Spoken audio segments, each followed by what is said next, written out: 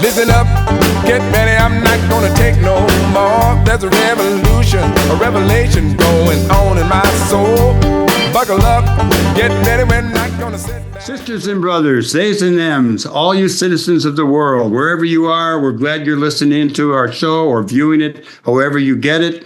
And I want to bring in our next guest, one and only Adam James, my cousin out there in California. But before we get going, I want to say that my wife just walked in the door and she said, "The sky is blue and the birds are singing." And that is a wonderful thing, having had a lot of snow and a lot of cold weather in the last few days up here in the 49th Ward.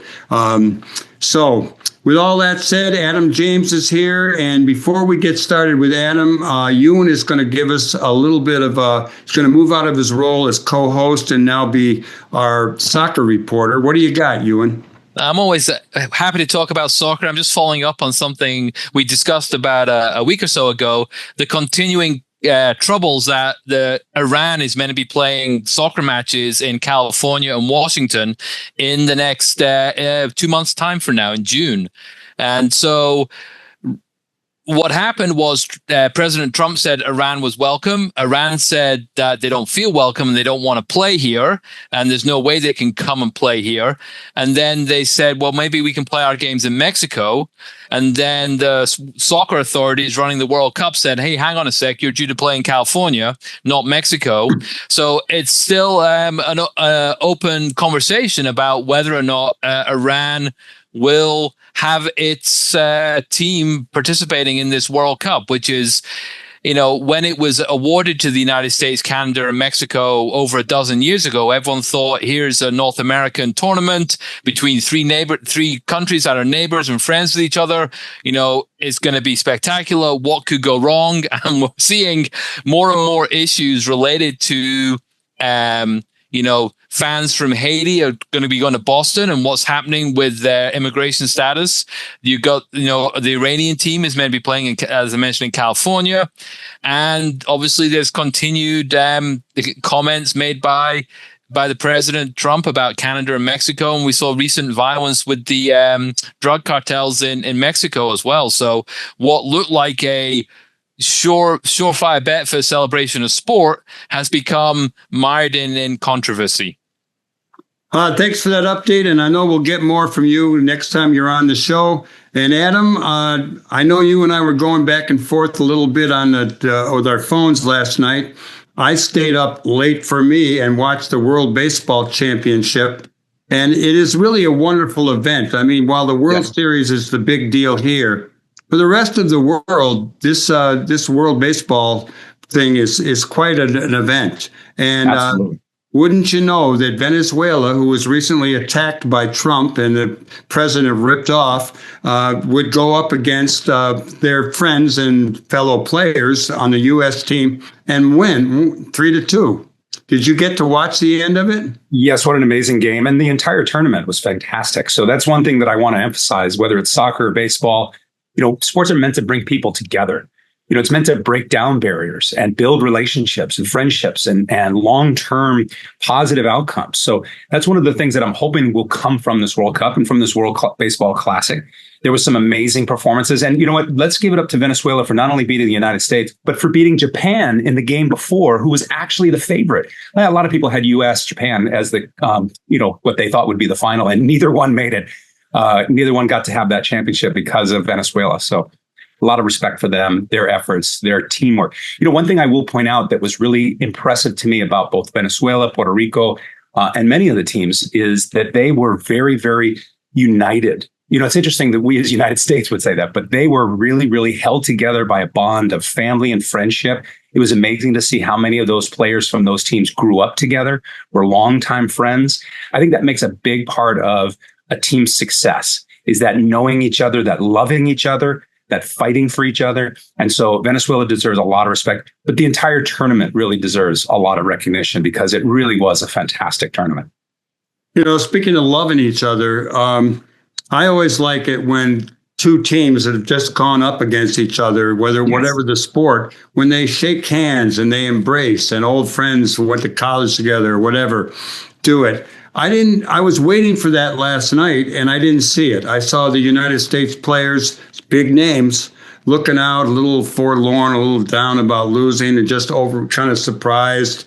But then I read a report this morning that Bryce Harper, who had hit a home run and had been hitting his American flag and doing a whole bunch of geriatrics around that, he was the only player from the United States team, to my knowledge, who came out on the field and went around to all of the Venezuelan players and shook hands. Well, that deserves a lot of kudos to him. Baseball is a sport where they don't have that tradition like they do in hockey and basketball. So the fact that he would go that extra mile and do that deserves a lot of respect.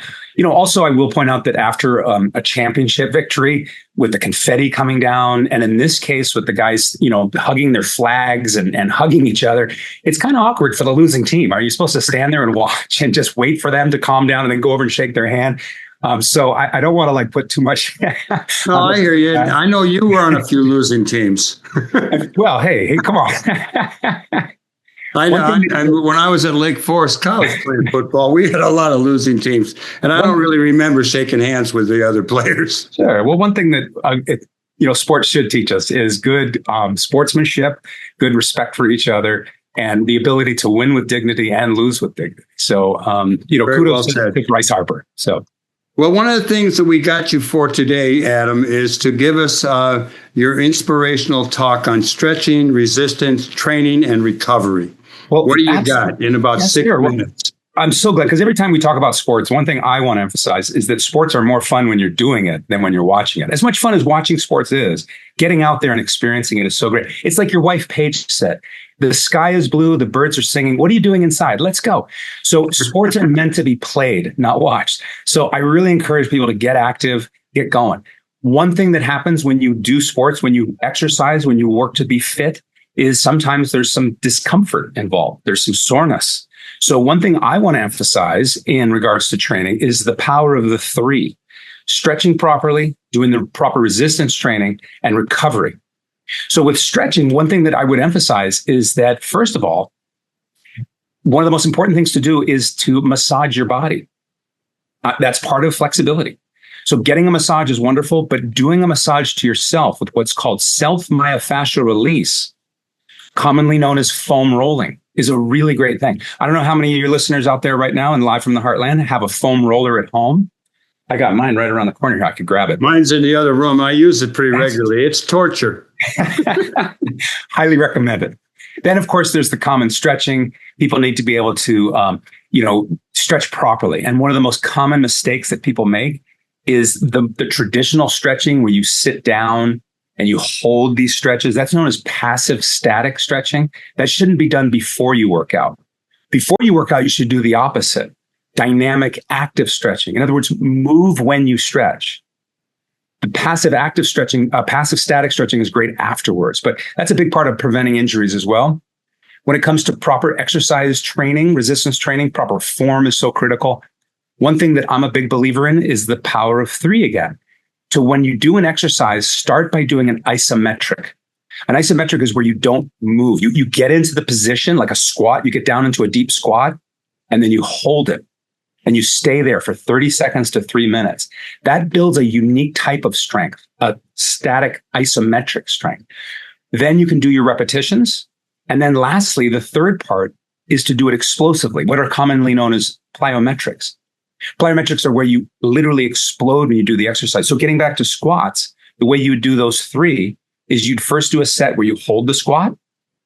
Then you do a set where you do repetitions. And then the third time is you jump. Jumping is a squat.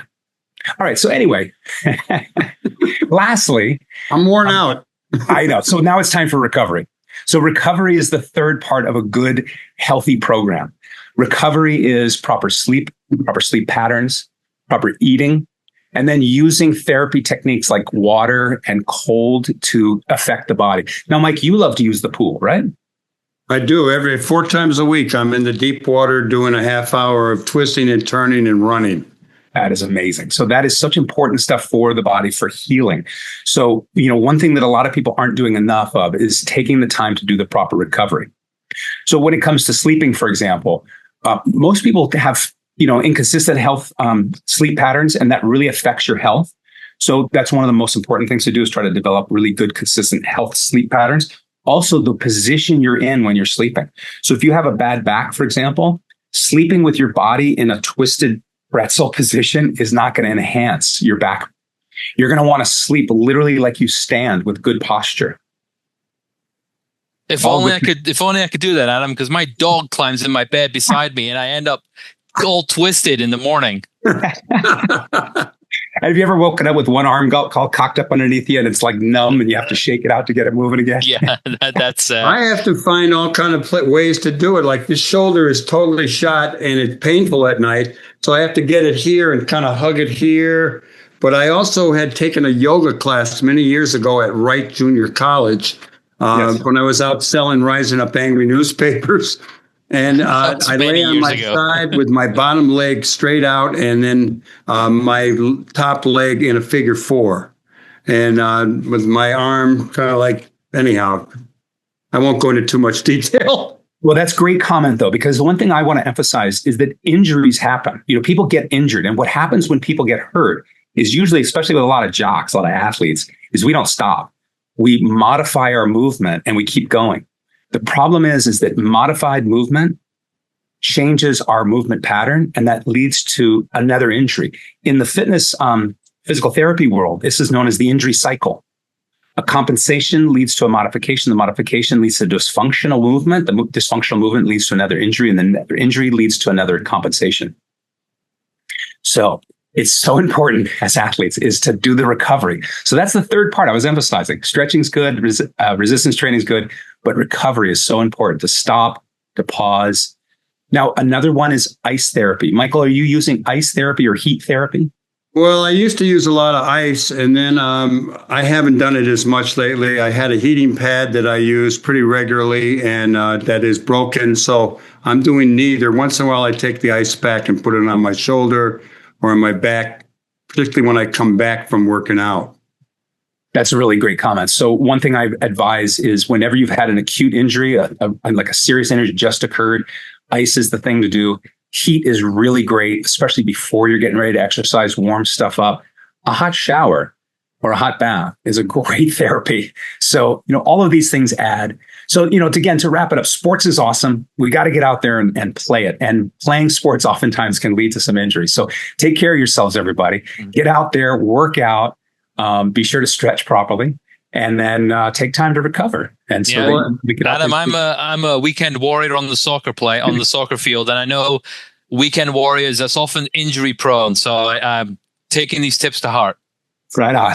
Adam James, it's great to hear you. We'll hear from you probably in another month, and maybe you'll give us, maybe we'll talk baseball or basketball, who knows, and you could fill us in on your latest film project. Right on. All kinds of exciting sports coming up in this summer. We've got the World Cup.